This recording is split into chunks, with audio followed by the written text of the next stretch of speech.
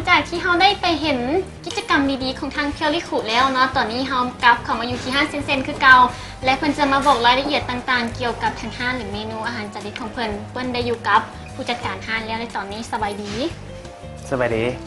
ข้าพเจ้าชื่อว่าเท่าจิตรกรหรือว่ากี้เป็นผู้จัดการห้างอาหารเส้นๆเนาะเจ้าขออนุญาตเอิ้นซื้อเหรียญเนาะไอ้กี้เนาะ เจ้าได้ กี้กายอยากคู่รายละเอียดของทางห้างโอ้ยเข้ามาแล้วเห็นการตกแต่งห้างงามหลายว่าถึงการตกแต่งห้างก่อนเลยซะแม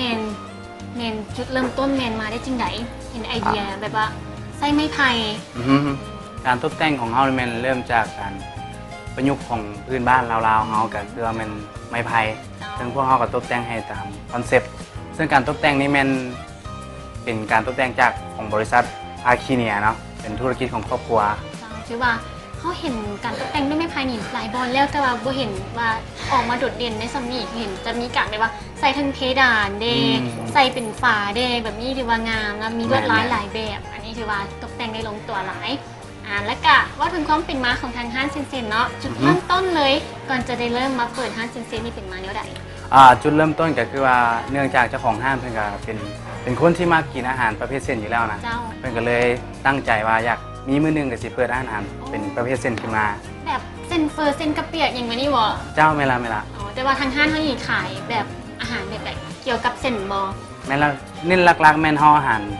หลักๆก็คือประเภทเส้นเนาะก็เป็นที่ไปที่มาของซื้อห้างเลยเอาแบบคร่าวๆน้ำนี้อย่างนี้ข้าวนี่แม่น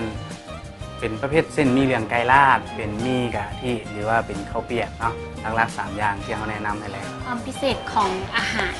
ทางนั้นในห้างเซนนี่ประเภทเส้นนี่แม่นพิเศษอยู่หมดแหละพิเศษอยู่บอนว่า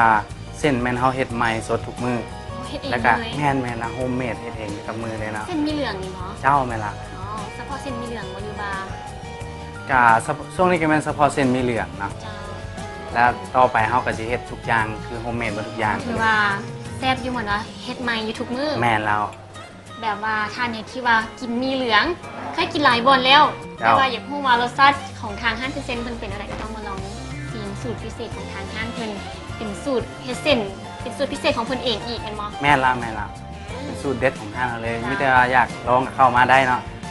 แต่ว่านอกจากอาหารประเภทเส้นแบบนี้แล้วยังมีอาหารแบบอื่นเสริมบ่มีเป็นประเภททอดเป็นปอเปี๊ยะปูแล้วก็ยอจืนปอเปี๊ยะปูคือว่าได้ยินประเภทปอเปี๊ยะนี่มีประเภทใส่หมูบ่ใส่อื่นเป็นเครื่องทะเลแต่อันนี้เป็นใส่ปูนี่จ้ะไม่ล่าใส่ปูอันจะเป็นรสชาติแบบอธิบายรสชาติของมันก็สิกินเข้าไปก็สิมีความหอมของปูแล้วเน้นๆก็คือว่าปอเปี๊ยะปูเนาะก็หลักๆเป็นก้ามปูที่บ่จะเป็นซีนปูเจ้าออกซีนปูก็ออกหวานๆหน่อยนึงหอมมันฟังแล้วแกอยากเห็นแล้วแต่ว่าระยะต่อไปเนาะจะมาเห็นเมนูอาหารจานที่เพิ่นว่าแต่ว่าตอนนี้เขาขอสอบถามตื่มอีกนิดนึงนะรายละเอียดของทางห้างได้ว่าถึงเมนูที่ถูกสั่งหลายของทางห้างเซนมันเนี่ยเป็นมีเหลืองเลยตัวนี้สร้างหลายเพราะว่าก็เป็นเมนูแนะนำที่ว่าลูกค้าเข้ามาเขาก็ต้องได้แนะนำให้เพิ่นรู้จักอยู่แล้วแล้วก็คิดว่าเป็นเมนูที่ขายดีที่สุดเลยไปมีเหลืองไก่ลาดมีเหลืองไก่ลาดเจ้าไหมล่ะเขามีให้เลือกแบบ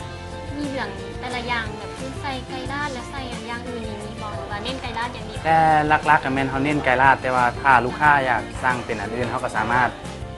เปลี่ยนแปลงให้ได้แบบเป็ดอย่างนี้ใช่ไหมเป็ดนี่มีนะเขามีเป็นหมูเนาะไก่แล้วก็เป็นป่าโจกโอ้มีป่านั้นอีกฟังแล้วเห็นอยากรู้รายละเอียดตื่นเนาะสำหรับตอนนี้ทางห้างเซนเฮานี่แมนรายละเอียดของทางห้างเขาตั้งอยู่ใสแบบเวลาเปิดปีที่ซีของบอกทางผู้ชมกันก่อนนะเพื่อนเวลาเปิดปีนี่แมนเขาเปิดอยู่9 โมงเช้าหา9 โมงแรงกันเลยเนาะเจ้าเปิดทำเนาะแมนเช้าแล้วกับเลิกคำคือว่าสถานที่มันตั้งอยู่ใส